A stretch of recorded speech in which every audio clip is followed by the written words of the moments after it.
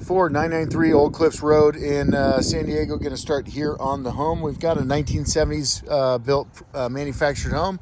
This is a sheet metal roof. It does last a long time, but unfortunately this is at the end of its life expectancy. Here at the roof where the seam happens, when this unit gets installed, it's relying purely on caulking to caulk these two seams together, and you can see there that is failing. We also have seams in the actual sheet metal, and those have potential to fail over time. We also have fasteners all along the perimeter, and each of those fasteners is covered in caulking and then has potential for drying out, cracking, and starting to separate. Here we can see a big crack coming up that side of the home. Right there, you can see how that is opening up and water is in fact getting in there. Anytime we see rust, we know that the fastener is getting exposed to moisture, and that's causing problems. We can see the rust coming through there too. Same thing does unfortunately happen on all of the flashings around this home. And yeah, in fact, this is the original roof on this home. And, you know, it had a nice long life, but unfortunately it doesn't last forever, and it is time to replace.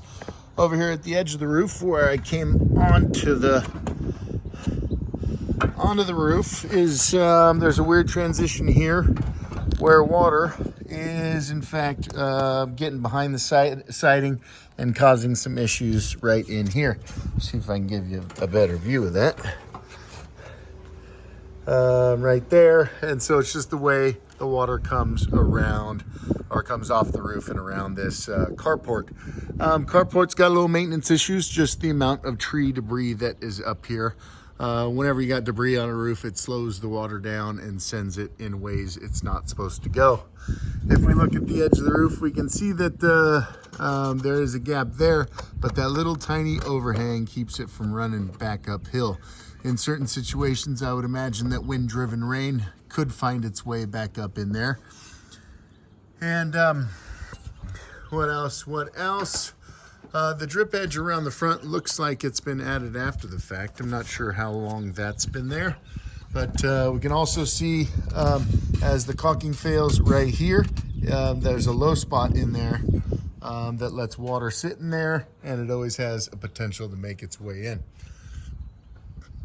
Our solution for a roof like this, obviously it has some very minor active leaks.